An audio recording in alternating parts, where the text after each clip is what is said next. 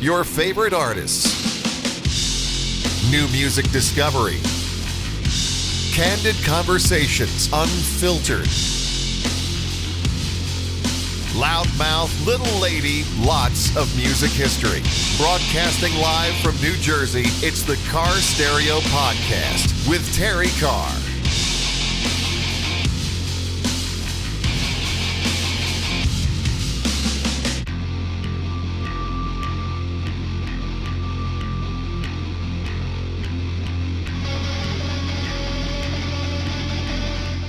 So I call this man and his band the originator of the Bangin and Twangin sound that is like the whole rage in rock music. You guys did it first. You guys do it best. I consider you an old friend. I'm always happy to see you, although you're not old. I'm getting older, but you're not getting older.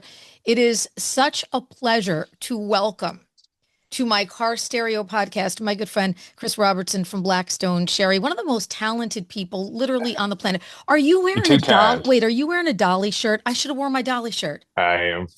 Dolly's the goat. Nobody better. She is the queen. I was listening to, it's weird because I was listening to her rock album last night. She's a national treasure. I mean, like she just, I don't know. Everything about her is just awesome. One of the greatest, most underrated songwriters. Oh, yeah. In music history. She's incredible. And I love the fact that she just never just gave all her shit away. No, and Dolly's never been out of style either. You know what I mean? Like, and that's something to be said for an act that's been going since the 70s, you know? I love her. I've always loved her. So I love this shirt. I wish I should have worn my Dolly shirt. I'm sporting a little Keith Richards today. Come on now. A little extra rebellious. So there's lots going on with you, my friend. Lots going on. I was thinking about it. We've been busy. How many studio records? 8 studio records, 3 compilations, live releases, EPs. New EP is coming out on March 6th. It is called Celebrate. When I saw the title, you know what I thought? Because I know you're a big Bob Marley fan. Mm-hmm. And I made a little bit of a connect with that. And I thought this is their celebration record. You know, we started writing this stuff, and for the last several releases, we've written just pretty much on the bus, you know, and then we get in the studio and put it together the rest of the way. But with this stuff, we decided we wanted to get together not on the bus. So we started getting together at Ben's house and just writing songs together. And it was really refreshing to do it that way and not to be kind of confined to the back of a bus. But you know, I don't know. There is something different about the new stuff. I haven't been able to put my finger on it yet. But it just, I don't know. And I feel like every time we make music, I kind of end up in the same scenario where, like, I don't know how to describe it, but it's different, but still sounds like us. But there's just a different energy. And I think, but I'm glad of that fact at the same time, because it means we're not repeating ourselves over and over, you know? So I'm super excited for people to hear this stuff. I haven't really got to talk about it with anybody yet. So this is awesome. Dare I say it? Because I've been there with you guys from the beginning. I remember hosting the radio special for Between the Devil and the Deep Blue Sea. That was back in 2011. And we had a great time in the city doing that. I think these 6 songs, and then you've got an amazing cover that's just incredible. Thank you. I think it's your best. Here's what I think. The songwriting to me is refined but raw.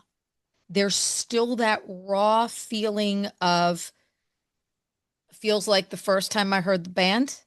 That's but there's awesome. something very kind of refined and defined and about the crafting. I'm going to call it the crafting of these songs and the guitar sound. I'm listening to this and I'm like, that's the black, like I didn't realize it. You guys have one of the most distinctive guitar sounds, I think, of any band in current based music. So I know what you mean when you say, it just felt really good. It sounds like it felt really good. Yeah, I mean, it's when we were writing this stuff, there were certain parts when we went in the studio that we left the demo part for the thing. And I think that's part of that spirit of these songs is inside these songs, you go in the studio to make it perfect and to make it everything, that you want it to be. But sometimes there's just an energy and a creative spark that you capture in the demoing process. And like what's crazy is a lot of the guitar solos and even some of the vocals we left from the demos and just pulled them into the track that we did for the final track. Sometimes you stick with something and there's a feeling to it, The but feel like is there. guitar Yeah. Yeah. solos. Yep. Yep. For me, a lot of times guitar solos, my favorite one will be the first thing I play. Just that first instinct, or at least it ends up becoming the building block for the solo. Yeah. So with the new stuff, the guitar solos are pretty much just the demo solos put on the final track. That's amazing. I mean, I think that that's amazing. Wow. Thank Wow. you. And you can feel Thank you. that. Like I said, songwriting is refined, but still that great raw Blackstone sound. So let's talk about a couple of the songs. You guys are calling this kind of an EP. 7 songs is still a lot, Hmm. though. 6 new tunes. And then we've got this great cover of Don't You Forget Hmm. About. And literally, I listened to it and I hit your management company back and I was like, I never thought of this song being a metal anthem. Hmm. And I kind of do now. I've always heard it that way. You Like have? even when I was a kid watching The Breakfast Club, I would hear that song and I was like, that's a rock and roll song, man. Like it's a Brilliant. pop rock song for the 80s, but I always heard it as a big heavy rock song. Yeah. And Ty ties on it. Oh Tyler yeah. from Theory of a Dead D- Man, Tyler Connolly. I Yeah. couldn't think of anybody better to put on this song. So let's talk about what do I want to talk about first. Let's talk about um I'm Fine was a song that really stuck out. There's a real kind of 90s little bit flavor Yeah. on I'm Fine. Talk to me a little bit about that song. I love the lyrical content of that song. It's just really cool. I think it's going to resonate with the fans.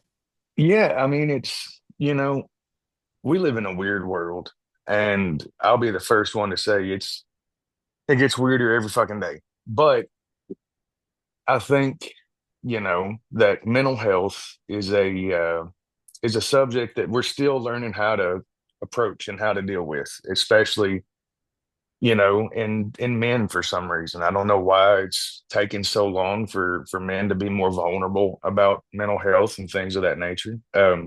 But the most classic I am not doing good at all is when somebody asks you to say, I'm fine, man.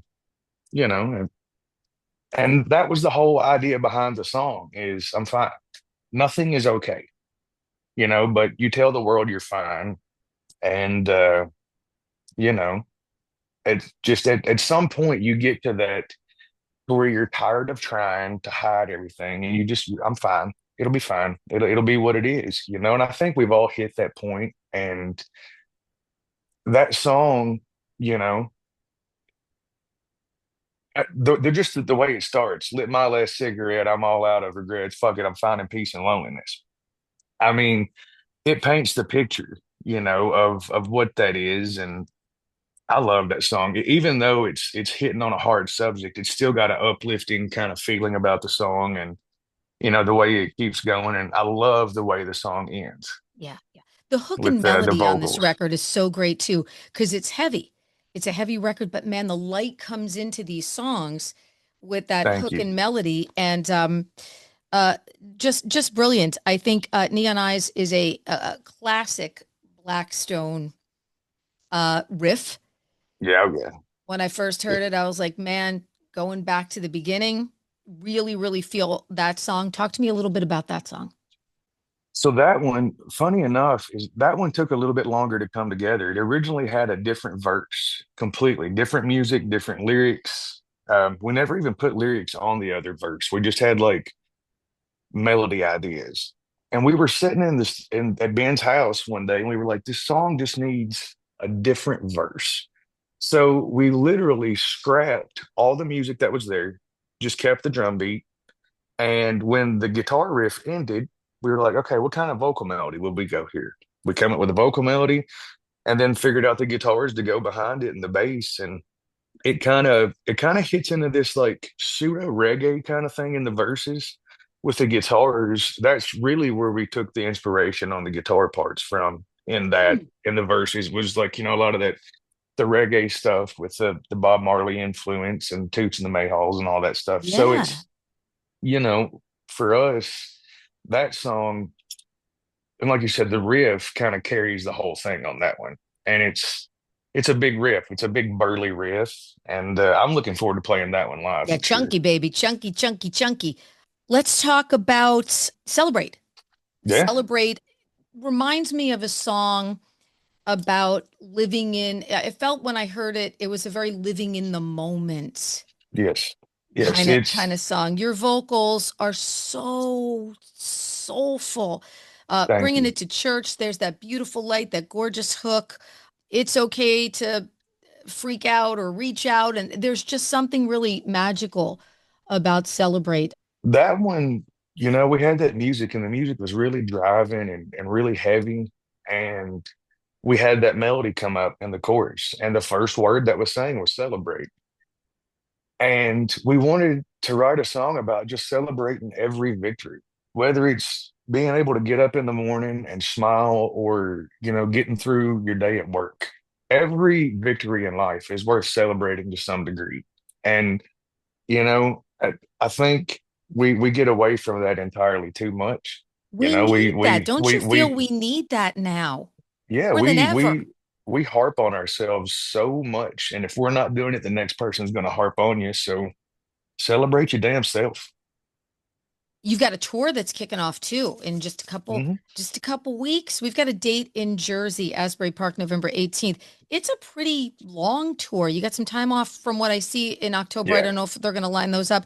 And then you guys go through December, wraps up in Cincinnati. And then you guys are hopping on the Creed Summer of 99 and Beyond cruise, right? Next year? Yeah, that's going to be awesome. April can't come quick enough for that, for me, to be honest with you. I mean, I got to go see Creed for the first time as part of my 40th birthday back this earlier this year. And I'd never seen them. And Creed was one of those bands that they hit when I was in middle school, going into high school, and right when I got a guitar, and they were huge for me. So being friends with those dudes is one thing, They're better now but than they ever were, too. It's mind blowing to see them. that's the thing. Like, I don't know Scott, but I've known the other guys in the band for a very long time now. Through the Alter Bridge connection, we've toured with them and been friends for many, many years. Sure. But seeing them play as Creed live it was different. It's just they're so good. It was one of the best shows I've ever seen. We saw the first night of the tour at Rupp in Lexington, Wow. and it was Mammoth, Daughtry, and Creed, and it was an unreal show. Yeah. Yeah. Incredible. Incredible. Oh, there's another song too that I Mhm. wanted to touch on because I think it's going to be a real hitter for people. And that's deep. It's a very, very personal song. And you can feel that song big time. Talk to me a little bit about Deep. Yeah, that song. It's a song about loss and the struggles that you face with that. And sometimes you try so hard for something, and then it's almost there, and then it has to go away. And that song came from a personal experience, from not myself, but in the circle. And it's not my story to tell per se, Mhm. but that just being able to be a part of this song, and to be able to sing it and deliver those words, and that song is really, really special to Yeah. all four of us. I'm getting like goosebumps just hearing you talk about it. I think that's going to be, and I wanted to bring it up. I didn't want to forget about that song because I think that when you guys do that one live, I think that's going to be a real special moment not only for the fans, but also for the band. There's something very, Yeah, very special about that. that song, you know, you heal in different ways, Yeah. and sometimes you heal through creating, sometimes you heal through listening, and I'm just that song is super special, super special. Yep. That's why I didn't want to forget about it. So six originals, and again, the cover of the Simple Minds classic, Don't You Forget About Me. How did you know that this was going to be the EP instead of saying, you know what, let's grab some more songs, let's put out a full record? Was it just something that you felt? Did you feel like, because I've It talked to just felt bands, right. yeah, I've talked to bands where a lot of people are saying now, we get a certain amount of songs and we want to release them as we want to release them. We just don't feel like albums are going to be it for us because we don't feel that people are going to get past the first three or the first four or the first six. So it felt right to put these six. You could have picked any one for the single. They are so strong. This is such a Thank you. strong top to bottom piece of music. I love the cover thrown in there for good measure. You guys do great covers. Thank you. Always knocking it out of the park.